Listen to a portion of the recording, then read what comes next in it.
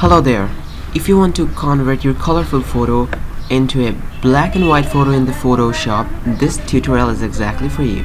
In this tutorial, I'm going to show you how you can do it easily within 5 minutes or less than 5 minutes. Now here you can see a picture. I opened it on my Photoshop.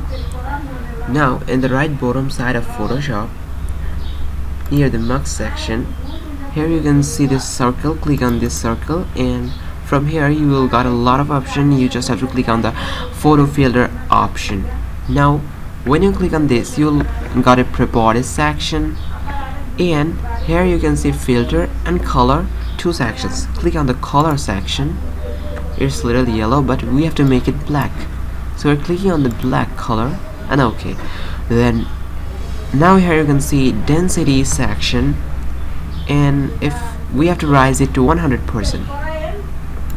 Okay, it is done. Now you can see our picture is converted into a black and white. Thanks for watching the video. If you like this video, subscribe my channel and hit the bell icon.